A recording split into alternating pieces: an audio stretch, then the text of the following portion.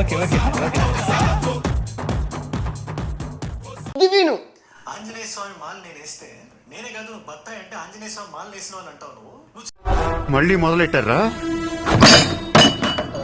ప్రశాంతంగా ఉండనవర్రా? బతకనేరా మమ్మల్ని? చెప్పు, నువ్వే చెప్పు, మీనింగ్ ఏంటి బత్తాయి అంటే మీనింగ్ ఏంటి? బత్తాయి అంటే నువ్వు రా మత విద్వేషాలు రెచ్చగొట్టిన వాడిని నిన్ను బత్తాయి అంటారు.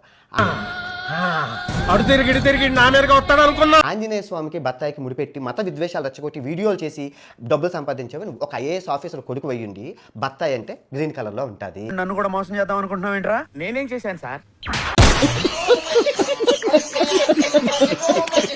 ఎందుకే ఇప్పుడు మీరు ఏం చేద్దాం అనుకుంటున్నారు? ఏదో ఇక్కడే ఆరెంజా, ఆరెంజ్ అంటే అప్పుడు బాధపడాలి. ఆరెంజ్ అంటే ఇదిగో ఈ రంగులో ఉంటుంది ఆరెంజా. దాన్ని చాలా సెకలు ఉన్నారా నీలో?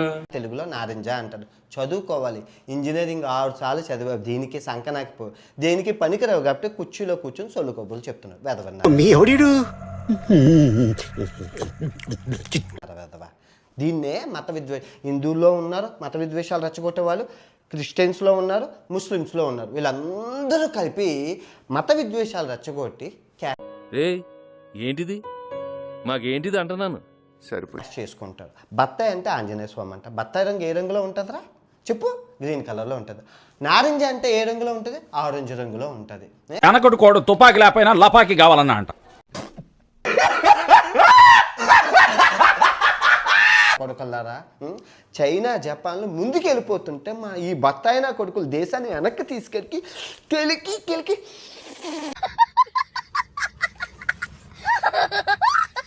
రెచ్చగొట్టి వాసన చూసి జనాలు తన్నుకుంటుంటే ఆనందంతో ఈ బత్తాయిలు బతుకుతున్నారు. ఈ కర్మ దాని గురించి ఎప్పుడైనా విన్నావా? అది ఎవ్వడిని వదలదు. నీకు సీక్రెట్ చెప్తాను రా, ఎవరికి చెప్పకే. చెప్పండి గురుగారు. బత్తాయిల్ని నమ్మకండి. వీళ్ళ వల్ల దేశానికి రూపాయి ఉపయోగం లేదు. దేశాన్ని సర్వనాశనం చేసేది ఫస్ట్ నెంబర్లో ఉన్నది ఈ బత్తాయినా కొడుకులు. ఎవడో ఒకటి వేస్తే గానీ ఉండలేవా? డబ్బులు ఇస్తే మిమ్మల్ని వేసేస్తా. సార్ ఇంకా మేము వెళ్ళి రియాక్షన్ తీసుకుంటాం సార్.